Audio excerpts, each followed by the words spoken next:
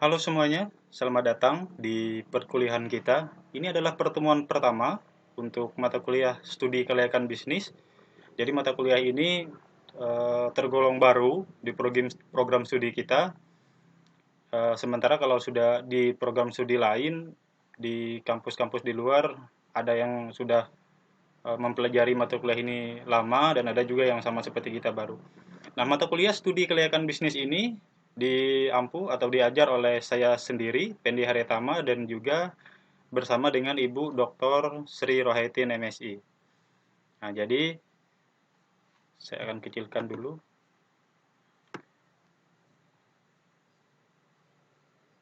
Ya, kita di program studi Pendidikan Ekonomi FKIP Universitas Palangkaraya. Nah, jadi Bapak akan sampaikan materi dalam bentuk video seperti ini, karena kalau kita pertemuannya via Zoom ataupun Google Meet mungkin beberapa memang terkendala, beberapa bisa, cuman beberapa banyak yang konfirmasi, sebagian untuk beberapa mata kuliah, contohnya pengalaman ada yang tidak bisa hadir, ada yang terlambat, kemudian ada yang terputus karena susah sinyal. Nah, jadi untuk materi Bapak coba akan sampaikan melewati video, nanti akan diupload di YouTube, jadi bisa diakses kapan saja, bisa diulangi kapan saja ketika memang dirasa dibutuhkan seperti itu. Nah, sekarang kita akan masuk ke studi kelayakan bisnis. Mata kuliah ini adalah materinya di sini. Nanti untuk pertemuan tanya jawabnya, itu kita akan lakukan via Zoom. Jadi nanti ini materinya, Bapak akan share dulu linknya, kalian akan pelajari dulu, kalian simak dulu. Nah, nanti kalau memang ada pertanyaan, ada hal-hal yang perlu didiskusikan, nah itu yang akan kita diskusikan ketika uh, pertemuan via Zoom nanti. Kita mulai saja untuk materinya. Apa saja materi yang akan kita bahas dalam perkuliahan kali ini? Nah, studi kelayakan bisnis. Studi kelayakan bisnis adalah suatu kegiatan yang dilakukan untuk menentukan apakah suatu bisnis itu layak dijalankan atau tidak. Nah, jadi dasarnya itu ya. Dasar kita mempelajari tentang studi kelayakan bisnis. Jadi kita akan menentukan bahwa bisnis itu layak dijalankan atau tidak. Nah, sebelum bisnis itu sendiri dijalankan, ada beberapa tahapan yang harus kita pelajari, yaitu tentang, nah ini dia. Kita akan berbicara tentang perencanaan bisnis. Jadi kita akan merencanakan bisnis, kemudian selanjutnya adalah menjalankan bisnis tersebut. Jadi implementasi dari rencana yang sudah kita buat tadi. Nah, tentu di dalam melaksanakan ini semua terdapat beberapa aspek, yaitu adalah misalnya aspek manajemen, kemudian ada aspek pasar, kemudian ada yang ketiga adalah aspek pemasaran, pemasarannya seperti apa, kemudian yang keempat aspek sumber daya manusia, SDM. Jadi bagaimana kita mengelola SDM, isi SDM-nya seperti apa untuk menjalankan rencana dan juga menjalankan bisnis itu tadi. Nah, kemudian tentunya yang tidak kalah penting adalah aspek produksi. Dan banyak lagi aspek yang lainnya sebenarnya, cuman ini kita akan mempelajari dasarnya dulu. Nah, ini bisa. Oke, mohon maaf ya kalau mungkin berisik tembus karena memang Bapak tidak di ruangan yang khusus, yang kedap suara, jadi memang masih tembus suara dari luar. Kita lanjutkan.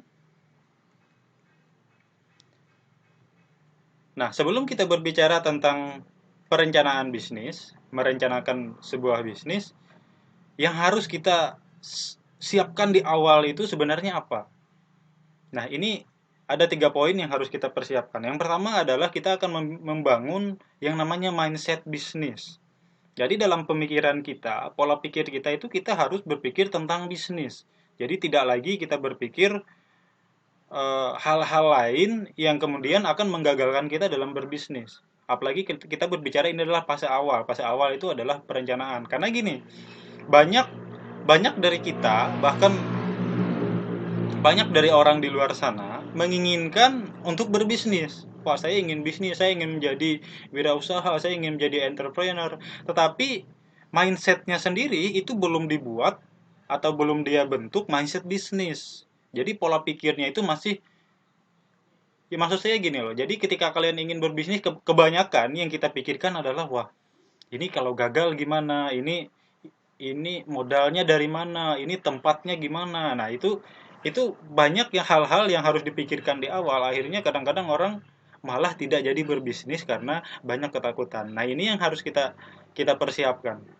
Harapan saya kan, saya tidak tahu dari kalian nanti ketika lulus ada yang pengen jadi misalkan guru, kemudian pekerja bank dan lain sebagainya, pegawai bank atau pegawai kantoran swasta. Nah, salah satunya yang sebenarnya yang harus kita persiapkan dari sekarang adalah ya ini tadi, berbisnis atau berwirausaha.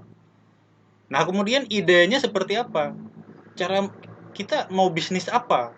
Nah, ini yang perlu kita kita persiapkan, kita pikirkan juga. Barulah kita akan masuk ke dalam fase tentang merencanakan bisnis itu tadi untuk kemudian dijalankan. Jadi sebenarnya tahapannya terlihat sederhana, tapi kadang-kadang orang akan gagal di sini. Belum dia coba dia sudah gagal karena terlalu banyak berpikir, wah bisa tidak ya, bisa tidak ya, seperti itu.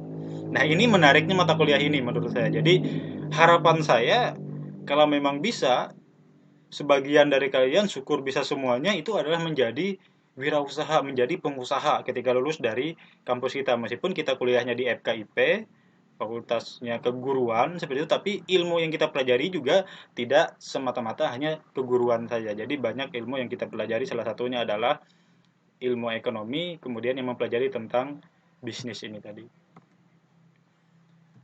Nah, dalam menyusun studi kelayakan bisnis, itu ada dua faktor yang harus diperhatikan, yakni apakah bisnis yang sudah disusun itu sudah ada sebelumnya, artinya kita mengcopy hal bisnis yang sudah dibuat oleh orang lain, kemudian kita terapkan menggunakan cara kita, atau itu belum ada sama sekali.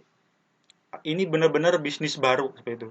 Oke, misalkan maksudnya gini loh, belum ada sama sekali, kita misalkan di suatu tempat, di suatu wilayah, kalian misalnya di kampung kalian atau di kabupaten kalian, ketika kalian lihat di Palangkaraya, ternyata ada bisnis A, yang ternyata di tempat saya ini masih belum ada.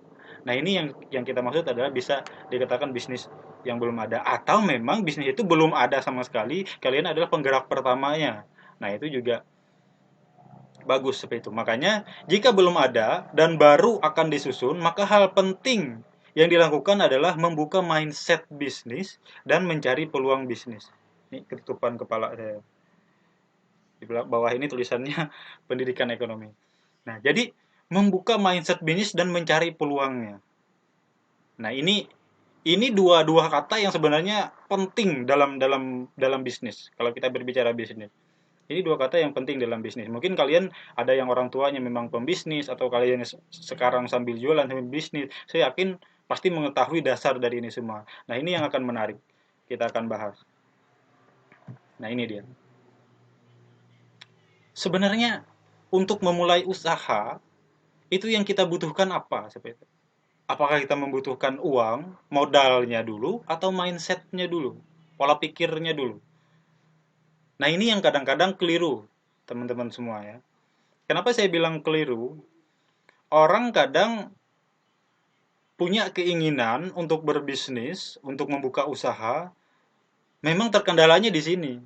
Terkendalanya di uang, di modal. Wah, saya mau buka usaha ini, modalnya dari mana ya? Saya mau bisnis ini, dananya dari mana? Ini modalnya besar, ini. Akhirnya apa? Akhirnya tidak jadi. Karena alasan modal tadi. Nah, sebenarnya makanya saya bilang di awal, makanya konsep pembelajaran kita di awal adalah kita akan berbicara tentang mindset dulu. Saya akan tanamkan ini dulu. Nah, Bapak merasa kenapa Bapak harus tanamkan ini dulu? Karena kalian sekarang kondisinya masih kuliah, masih mahasiswa. Artinya perjalanannya masih panjang. Kalian bisa menunggu sampai lulus atau bisa kalian mulai dari mahasiswa, yang jelas perjalanan kalian masih panjang. Nah, ini yang mau saya tekankan, mau Bapak tekankan, adalah mindsetnya dulu, pola pikirnya. Jadi tanamkan di kepala kita, di otak kita, bahwa saya akan menjadi seorang entrepreneur, saya akan menjadi seorang pengusaha, saya akan menjadi seorang wirausaha. Jadi ketika memang kita sudah punya apa mindset yang kita tanamkan tentang bisnis, maka sebenarnya modal itu sebenarnya nomor dua. Loh, kok bisa seperti itu, Pak? Sederhana, ketika memang kalian pekerja keras, kalian punya niatan untuk berbisnis, kalian punya niatan untuk berusaha, berwirausaha, Modal ini kenapa saya bilang bisa menjadi nomor dua? Kalian bisa memanfaatkan orang yang sudah bermodal. Memanfaatkan dalam arti positif ya. Jadi misalkan gini, kalian punya teman atau misalkan kalian cari relasi, dia punya punya usaha jualan jualan telur ayam misalnya ya, ini contoh, dia punya usaha jualan telur ayam, kalian nggak punya usaha tapi kalian punya mindset bisnisnya, datanglah ke dia, pak atau bu, telur bapak atau ibu biar saya yang bantu jual, jadi keuntungannya sekian untuk saya, sekian untuk ibu, cuman memang saya nggak ada modal, jadi saya akan ambil pelan-pelan dulu. Kemudian kebetulan saya sudah punya beberapa relasi yang siap untuk membeli telur ini. Jadi saya antar, ketika mereka bayar baru akan saya setor. Nah, untuk jaminannya mungkin ini alamat rumah saya, ini KTP dan lain sebagainya. Pokoknya polanya sudah dapat gitu. Saya gerak dulu, masalah modal itu akan menyusul kalau memang terkendala di modal. Nah, syukur-syukur kalau memang sudah modalnya ready. Tapi meskipun modalnya ready pun banyak dari sebagian orang itu kemudian dia gagal ketika mindsetnya tidak dibentuk dari awal. Ini yang menarik sebenarnya. Kalian punya duit 10 juta, 100 juta, bahkan berapapun ketika memang basic mindset bisnisnya itu sudah tidak dibentuk dari awal, ya itu juga akan percuma. Gimana ya saya menjelaskannya? Kalian punya modal, dengan bangganya punya modal kemudian langsung buka usaha sewa ruko seharga 35 juta per tahun, misalkan kalian mau bikin baju segala macam tinggal tak tak tak beli bajunya, kemudian stuck di situ-situ aja, itu kan tidak berjalan juga. Yang ada modal kalian berkurang, hasilnya tidak ada seperti itu. Nah, ini yang kita bicarakan tentang mindset tadi. Next. Nah, kemudian yang tidak kalah penting adalah peluang. Sebelum kita memulai bisnis tadi, yang kita lihat adalah peluang. Sebenarnya apa sih itu peluang? Ada yang tahu tidak apa itu peluang? Nah, ini ya. Tidak menariknya belajar online itu apa namanya? Bapak hanya satu arah gitu ya. Jadi saya cuma ngomong tidak ada respon. Jadi sebenarnya kurang menariknya di situ. Cuman ya tidak apa-apa ya karena memang kondisi kita berharap semoga pandemi cepat berlalu ya. Jadi biar kita bisa pertemuan tatap muka, ya bisa eh, apa namanya proses pembelajarannya bisa lebih menarik lagi. Cuman ya mungkin Bapak bisa bilang kalau kalian tahu apa itu peluang sebelum dijelaskan silahkan tulis di komentar di bawah gitu ya. Jadi kan ceritanya seperti orang-orang yang ada di YouTube. Nah, kita kembali ke materi. Apa itu peluang? Peluang banyak kalau pengertian menurut ahli ya, cuman Bapak tidak pakai pengertian tidak pakai dalam artian ada yang lebih menarik. Kalau kalian tahu, ini ada tidak Bapak buat ya slide-nya. Nah, ini dia. Ini salah satu yang menginspirasi saya sendiri ini adalah Jack Ma. Jadi ini adalah CEO dari Alibaba Group. Jadi kalian bisa googling Jack Ma ini siapa, kemudian cerita hidupnya bagaimana, sejarah dan lain sebagainya, dan sekarang dia siapa itu kalian bisa cari-cari lah.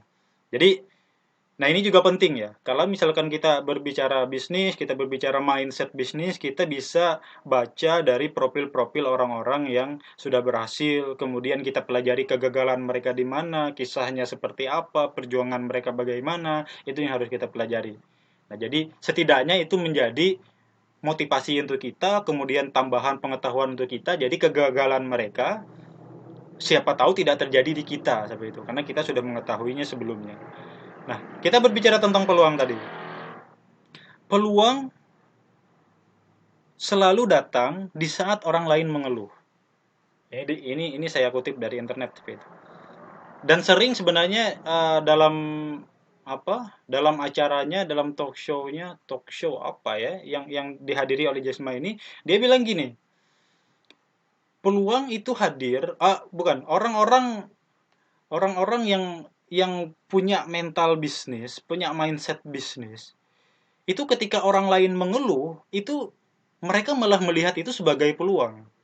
Mereka jeli melihat itu sebagai peluang. Maksudnya gimana, Pak? Contohnya gini, ketika kalian punya teman nih, punya teman satu kos misalkan, kalian kan mahasiswa sekarang ya, kalian ngekos rame-rame kayak gini, di satu kos. Kemudian ada dari teman kalian atau misalnya beberapa orang di kos itu malas masak. Kemudian mengeluh, waduh lapar nih, padahal belum masak. Nah, bagi orang yang punya mindset bisnis ini adalah peluang. Peluangnya di mana? Wah, kalau gitu saya harus masak. Saya harus masak, saya akan kemas dalam bentuk bungkusan, kemudian saya akan tawarkan, wah beli aja masakan di sini. Nah, ini kan salah satu peluang. Peluang bisnis yang kemudian bisa kita tawarkan, bisa menghasilkan. Atau misalkan kita pikir, wah biar saya aja yang beli keluar, kemudian ongkos kirimnya sekian. Nah, itu kan juga peluang juga. Nah, jadi banyak hal sebenarnya dari kesusahan orang lain yang dijadikan peluang. Kita ngomong yang real, sekarang kita ngomong yang real ya. Kalian ingin belanja online, kalian ingin belanja dari, misalnya kalian di Kalimantan Tengah, pengen mendatangkan barang dari Jawa, kalian waduh, susah ya mau belanja dari luar, ngirimnya gimana? Nah, bagi orang yang punya mindset bisnis, itu peluang bagi mereka. Makanya muncullah jasa pengiriman barang. Kemudian yang kedua, misalkan kalian dari luar kabupaten, dari kabupaten lain misalkan ingin datang ke Palangkaraya. Waduh, gimana ya? Saya mau ke Palangkaraya susah, motornya nggak ada atau perjalanannya jauh. Nah, orang yang punya mindset bisnis, dia bikinlah travel. Oke, ini naik travel saya aja, nggak usah pusing. Masalahnya bisa diselesaikan. Nah, artinya peluang itu bisa hadir dari orang yang punya masalah, orang yang mengeluh. Kemudian bagi orang yang punya mindset bisnis tadi, dia menawarkan solusi. Ini solusinya.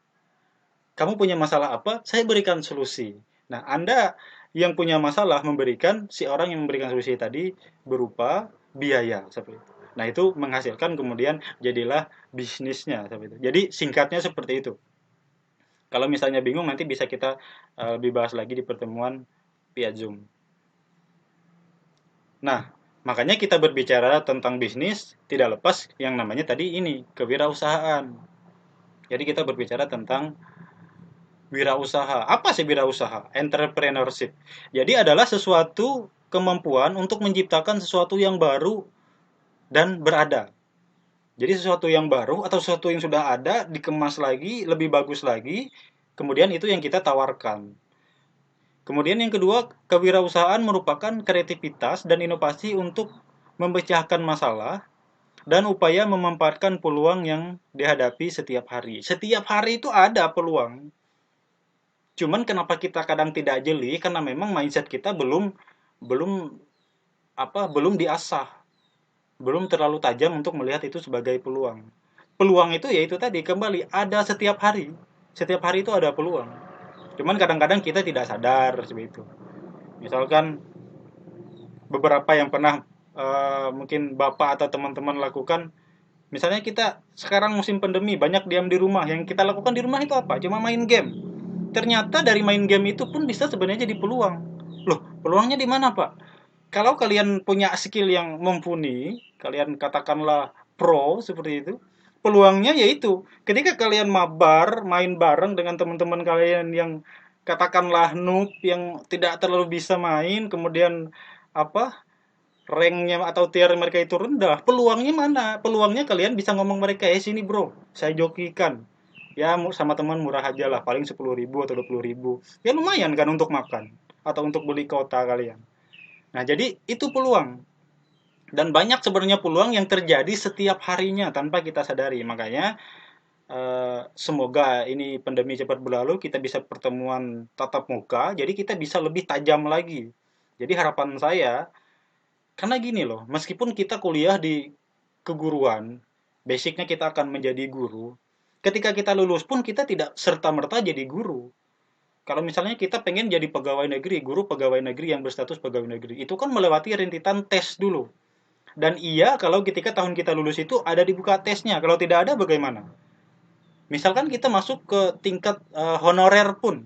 Jadi guru honorer misalkan, karena memang ada keperluan sekolah. Sekolahnya memang bisa tidak mengeluarkan SK untuk kita. Seperti sekarang kan sebagian sekolah sudah susah mengeluarkan SK, harus tunggu dari dinas. Sementara dari dinas sendiri, kalau misalkan anggaran belanja daerahnya tidak ada dilokasikan untuk penambahan tenaga honorer baru, juga sementara kita akan menganggur. Nah, Kalau kita sementara menganggur, kalau misalkan belum dapat pekerjaan di swasta atau lain sebagainya, nah inilah yang sebenarnya yang harus kita siapkan, mindset bisnis kita, pola pikir kewirausahaan kita. Karena apa? Karena kita kuliahnya di program studi pendidikan ekonomi. Kita berbicara pendidikan dan kita juga berbicara ekonomi. Karena gini, seperti yang disampaikan di poin 3, kewirausahaan merupakan gabungan antar kreativitas, inovasi, dan juga keberanian menghadapi resiko yang dilakukan dengan cara kerja keras untuk membuat dan memelihara usaha baru. Jadi dibutuhkan kreativitas. Boleh saja, makanya di awal tadi kan ada dua, ada yang usahanya sudah ada yang memang baru. Boleh saja usahanya sudah ada, tapi kita buat baru di tangan kita dengan kreativitas yang kita miliki. Kreativitasnya seperti apa? Banyak sebenarnya. Makanya nanti kita akan berbicara tentang aspek produk, kemudian kita akan berbicara harga, kemudian kita berbicara tempat dan lain sebagainya. Itu ada di aspek pemasaran. Jadi aspek pemasaran itu ada isinya marketing mix, saya ingat betul itu ada yang 4 poin, ada yang 7 poin, ada yang 9 poin. Nah, itu lebih dalam. Mungkin kalau misalkan tidak sempat di saya, yang akan lebih ahli menjelaskan ini adalah Ibu Sri, ya, Ibu Dr. Sri Rohaitin. Jadi saya pun banyak belajar ilmu pemasaran itu dari beliau. Jadi jujur mata kuliah yang saya senangi dulu sebenarnya salah satunya adalah pemasaran gitu. Dan kebetulan yang ngajarnya adalah beliau. Jadi saya senang dengan mata kuliah pemasaran karena bagi saya mata kuliah itu sangat berguna ketika kita lulus. Baik kita bekerja atau kita punya usaha itu sangat berguna seperti itu. Tapi bukan arti lalu mata kuliah lain tidak berguna ya, semua mata kuliah berguna, cuman memang fokusnya kita kemana, lebih senangnya di mana gitu. Oke, lanjut. Nah, dengan munculnya jiwa wirausaha diharapkan akan terbentuk sebuah mindset atau pola pikir menjadi seorang pengusaha yang mampu menciptakan lapangan kerja. Selain itu, harapan seseorang akan lebih memahami potensi dirinya sehingga akan memiliki visi dan masa depan yang lebih baik, lebih lebih cerah dan juga menyenangkan. Ya betul. Konsepnya seperti ini kalau kita berbicara pengusaha atau wirausaha ya. Konsepnya adalah bagaimana kita dapat sebenarnya membantu orang lain dengan cara apa? Kita membuka lapangan kerja. Kita membuka lapangan kerja. Makanya kan ada apa namanya Bob Sodino, siapa namanya? Pokoknya saya ingat yang Bob itu mungkin kalian tahu ya. Beliau kan mengatakan seperti ini. Mau sekecil apapun usaha Anda adalah bosnya. Cuman setinggi apapun jabatan kita karyawan, ya kita tetap karyawannya gitu. Kita tetap anak buahnya, masih ada yang di atas kita yaitu bosnya gitu. Nah, jadi kalau kita berbicara wirausaha, kita adalah bosnya. Punya satu karyawan pun yaitu kita tetap bosnya seperti itu. Nah, ini yang menariknya dari entrepreneur. Jadi kita dapat membuka lapangan kerja. Artinya ketika banyak sekali pengusaha muda, usaha kecil menengah yang ada di Indonesia tentunya akan membantu meningkatkan kesejahteraan negara juga kalau kita bicara di bidang ekonomi. Karena apa? Karena bisa memberikan lapangan pekerjaan untuk orang lain. Nah, kemudian di sini dikatakan masa depan yang lebih baik, jelas. Masa depannya lebih baik, tapi dengan catatan tadi kalau jalan. Nah, supaya jalan tadi makanya kita harus pelajari step by step-nya dulu. Ada sih memang yang sebagian, wah saya nggak mau pikir panjang, saya langsung terjun aja ke lapangan, nanti evaluasinya di lapangan. Bisa, seperti itu juga bisa. Karena memang kalau kita berbicara teori, itu kadang-kadang tidak tidak semua teori itu sama dengan di lapangan. Jadi misalkan kalian sudah mempelajari buku 5, 10, 20 buku, kalian pelajari, kalian baca di kampus ketika, loh kok di lapangannya beda Pak? Ya memang kadang-kadang seperti itu. Tapi setidaknya basicnya kita tahu. Jadi kita sudah punya basicnya, kita sudah tahu gambarannya ketika ini nih yang akan terjadi, cara menghadapinya adalah dengan ini seperti itu. Nah, itu yang akan kita pelajari. Ini sudah berapa menit ya? Udah 24 menit. Oke. Lumayan juga ya Bapak ngomong sudah 24 menit. Nah, oke, kita mungkin yang terakhir adalah ide bisnis. Kita akan masuk ke ide bisnis. Cuman kalau misal kalian ada yang masih ditanyakan tentang ini tadi, mana? Tentang materi sebelumnya tadi silahkan ditanyakan ketika kita pertemuan via Zoom nanti ya. Jadi nanti kita pertemuan via Zoom harusnya jam 1 ya kalau jadwal. Ini semoga bisa sempat Bapak upload sebelum jam 1. Nah, di dalam ide bisnis kita akan berbicara tentang produk baru yang berbeda, kemudian mengamati peluang, analisa, kemudian memperhitungkan resiko. Nah, ini akan kita pelajari nanti ya. Di pertemuan selanjutnya kita akan pelajari tentang ini karena memang durasinya sudah 25 menit. Saya juga memikirkan, nah ini, saya juga memikirkan apa namanya kota saudara. Jadi jangan sampai juga kalian ngantuk. Ini kan apa sih ini ngomong terus gitu ya.